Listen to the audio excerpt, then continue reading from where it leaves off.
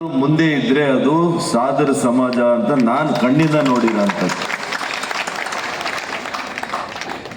ಕೇವಲ ಸಂಘಟನೆ ಮಾತ್ರ ಅಲ್ಲ, ಸಮಾಜದಲ್ಲಿ ಒಂದು ನಂಬಿಕೆ ವಿಶ್ವಾಸವನ್ನು ಉಳಿಸ್ಕೊಂಡಿರ್ತಕ್ಕಂಥ ಸಮುದಾಯ ಅದು ಅಂತಂದ್ರೆ ಹಿಂದೂ ಸಾದರ ಸಮಾಜ ಅಂತ ನಾನು ಹೇಳಲಿಕ್ಕೆ ಬಯಸ್ತೇನೆ. ಮತ್ತು ವಿಶೇಷವಾಗಿ ಸಮುದಾಯ ಕೃಷಿಯನ್ನ ಆಧರಿಸ್ಕೊಂಡಿರುವಂಥದ್ದು. ಕೆಲವರು ಸೈನ್ಯದಲ್ಲೂ ಸೇರಿದ್ದಾರೆ, ಅದೇ ರೀತಿ ಕೆಲವರು ತಂತ್ರಜ್ಞಾನ ಮತ್ತು ಒಳ್ಳೊಳ್ಳೆ ಶಿಕ್ಷಣವನ್ನು ಕೂಡ ಪಡ್ಕೊಂಡಿದ್ದೀವಿ. ಈ ಸಮುದಾಯ ಯಾವಾಗಲೂ ಕೂಡ ಕೃಷಿ ಮಾಡುವಾಗ ಬೆವರು ಸುರಿಸಿ ನಿಮ್ಮ ಕಷ್ಟವನ್ನು ನಂಬಿಕೊಂಡಿದೆ ಈ ಸಮಾಜ. ಅದೇ ರೀತಿ ನಮ್ಮ ದೇಶದ ಸೈನ್ಯದಲ್ಲಿರುವಂಥವರು ಕೆಲವರು ರಕ್ತವನ್ನು ಕೂಡ ಸುರಿಸಿ ನಮ್ಮ ದೇಶವನ್ನು ಕಾಪಾಡುವಂತಹ ಸೈನಿಕರಾಗಿ ಕೂಡ ಈ ಸಮುದಾಯದಲ್ಲಿ ಇದ್ದಾರೆ. ಮತ್ತು ಕೆಲವರು ಬಿಸ್ನೆಸ್ ಅಂದರೆ ಅಂಗಡಿಗಳು ಅನೇಕ ವಹಿವಾಟನ್ನು ಮಾಡ್ತಾರೆ. ವಹಿವಾಟು ಮಾಡಬೇಕು ಅಂತಂದಾಗ ವಿಶ್ವಾಸವನ್ನು ಕಾಪಾಡ್ಕೋಬೇಕು.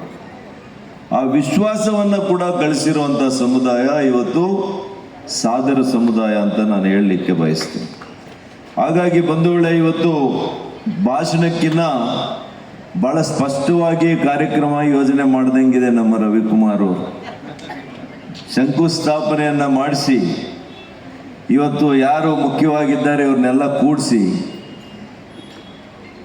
ನಿಮ್ಮೆಲ್ಲರನ್ನೂ ಕೂಡ ಇವತ್ತು ಆಹ್ವಾನ ಮಾಡಿ ನಿಮ್ಮ ಮುಂದೆ ಯಾರು ಏನು ಕೊಡ್ತೀರಿ ಅಂತೇಳಿ ಮೊದಲನೇ ಬೀಟೆ ನಮ್ಮ ಪುಟ್ಟಸ್ವಾಮಿ ಗೌಡ್ರದ್ದು ಹೇಳ್ಬಿಟ್ಟವ್ರು.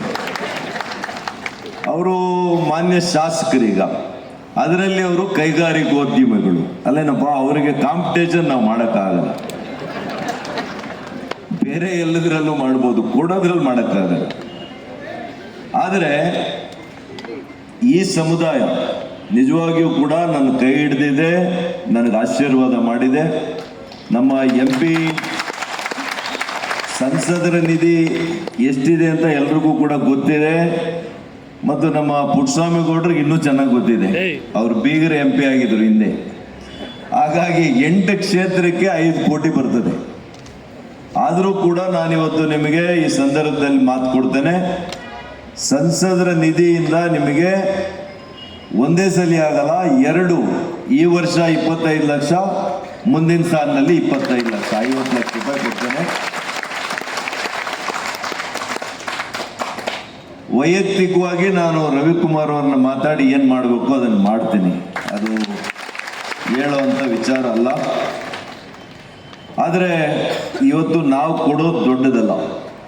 ಅವತ್ತು ಈ ಜಾಗವನ್ನು ಕೊಟ್ಟಿರ್ತಕ್ಕಂಥ ವೆಂಕಟರಾಮೇಗೌಡರನ್ನ ನಾವು ಇವತ್ತು ನಿಜವಾಗ್ಲೂ ಕೂಡ ಸ್ಮರಣೆ ಮಾಡಬೇಕು. ಇವತ್ತು ಸ್ವಂತ ಅಣ್ತಮ್ಮಂದ್ರು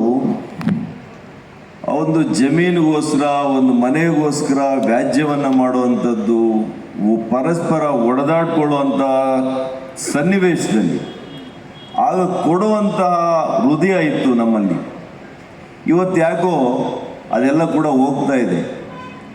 ನಮ್ಮ ಪುರದಗಡ್ಡೆ ಕೃಷ್ಣಪ್ಪನವ್ರು ಹೇಳ್ತಾರೆ, ಈಗ ಹೆಂಗಾಗಿದ್ದಾವೆ ಅಂತಂದರೆ, ನಿಮ್ಮ ಮನೆಗೆ ಹೋದರೆ ಏನು ಕೊಡ್ತೀಯ, ನಮ್ಮ ಮನೆಗೆ ಬಂದ್ರೂ ಏನು ತರ್ತೀಯ ಅನ್ನೋವಂಥ ಮಾತನ್ನು ನಾವು ಇವತ್ತು ಕೇಳುವಂಥ ಪರಿಸ್ಥಿತಿಯಲ್ಲಿ ಇದ್ದೀವಿ. ಅಂದರೆ ಎರಡೂ ಕಡೆ ಲಾಭ ಆಗಬೇಕು, ಬಂದಾಗೂ ಲಾಭ ಆಗಬೇಕು, ನೀವು ಬಂದಾಗೂ ಲಾಭ ಆಗಬೇಕು. ಹಾಗಾಗಿ ಇವತ್ತು ನಾವೆಲ್ಲ ಕೂಡ ಸಮಾಜಮುಖಿಯಾಗಿ ವಿಚಾರ ಮಾಡಬೇಕು. ಇವತ್ತು ಭವನ ಕಟ್ತಾ ಇರ್ತಕ್ಕಂಥದ್ದು ಏನೋ ಆಡಂಬರಕ್ಕಲ್ಲ, ಭವನ ಕಟ್ತಾ ಇರ್ತಕ್ಕಂಥದ್ದು ಈ ಸಮುದಾಯದ ಮಕ್ಕಳ ಭವಿಷ್ಯಕ್ಕೋಸ್ಕರ. ಹಾಗಾಗಿ ಆ ಭವಿಷ್ಯ ಉಜ್ವಲ ಆಗಬೇಕು. ಪ್ರತಿಯೊಬ್ಬ ಕುಟುಂಬದಲ್ಲಿ ಕೂಡ ವಿದ್ಯಾವಂತ ಮಕ್ಕಳನ್ನು ನೀವು ಪೋಷಕರು ವಿಶೇಷವಾಗಿ ಅವರಿಗೆ ಬೆಂತಟ್ಟುವಂಥ ಕೆಲಸ ಮಾಡಬೇಕು.